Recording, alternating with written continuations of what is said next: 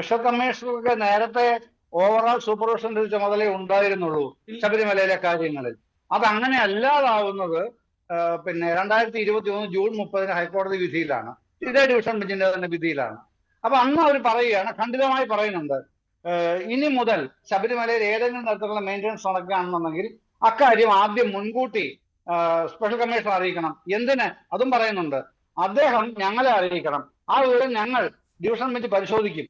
ആവശ്യമാണെങ്കിൽ ഞങ്ങൾ സ്പെഷ്യൽ കമ്മീഷണർക്ക് നിർദ്ദേശം കൊടുക്കും. അദ്ദേഹം നിങ്ങൾക്ക് അനുമതി തരും. അങ്ങനെ മാത്രമേ ഇനി പാടുള്ളൂ എന്ന് പറയുന്നത് ഈ പിന്നെ 30/6/2023 അതിന് മുമ്പ് ഒരു സ്പെഷ്യൽ കമ്മീഷണർമാർക്ക് ഓവറോൾ ചുമതലയുള്ളൂ. അതല്ല മഞ്ജുഷ, ഞാൻ പറഞ്ഞു വന്ന അതല്ല. അപ്പൊ തന്ത്രിക്ക് റെസ്പോൺസിബിലിറ്റി എന്ന് മുതലേ വരുന്നത്. അങ്ങനെയെങ്കിൽ തന്ത്രിക്ക് ആ റെസ്പോൺസിബിലിറ്റി ഉണ്ടോ എന്ന് മുതൽ വന്നു. പക്ഷെ അദ്ദേഹം ഇടപെട്ടില്ല എന്ന് പറഞ്ഞിട്ടല്ലേ അദ്ദേഹത്തിനെതിരെ കേസെടുത്തത്. അതെ, ഞാൻ പറയുന്നത് സ്പെഷ്യൽ കമ്മീഷണർ ഓക്കെയാണ്, പക്ഷേ പിന്നെ തന്ത്രി ചെയ്തിരിക്കുന്ന കുറ്റമാണെന്ന് എങ്ങനെ പറയാൻ പറ്റും? രണ്ടുപേരുടെയും ചുമതലയായിരുന്നില്ല എന്നല്ലേ പറയാൻ പറ്റുള്ളൂ. അല്ല ശ്രീജിത്ത, ഞാൻ പറഞ്ഞത് പിന്നെ അനിൽ അങ്ങനെ ഒരു വാദം ഉന്നയിച്ചുകൊണ്ടാണ് ഞാൻ പറഞ്ഞത്. ഇതിനു മുമ്പുള്ള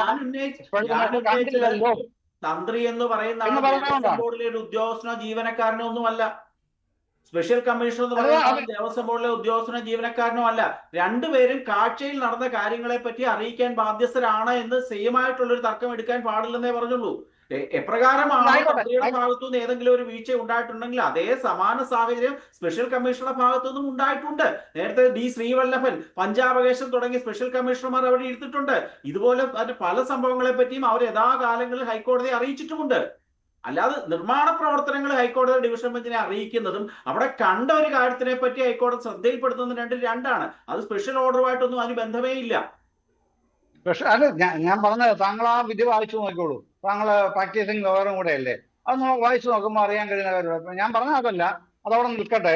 ശ്രീ ജയേന്ദ്രൻ, ഇവിടുത്തെ പ്രശ്നം എന്താണെന്ന് വെച്ചാൽ കഴിഞ്ഞ കുറച്ച് നാളുകളായി ഇപ്പോൾ തന്ത്രി അറസ്റ്റിലായതിനു ശേഷം CPM-ഉം LDF-ഉം ഉണ്ടാക്കുന്ന ഒരു നറേറ്റീവായി എന്ന് പറയുന്നത് കണ്ടില്ലേ, ഇപ്പോൾ ആരാണ് പോറ്റിയെ കയറ്റിയത് ശബരിമലയിൽ എന്നുള്ള കാര്യമാണ്.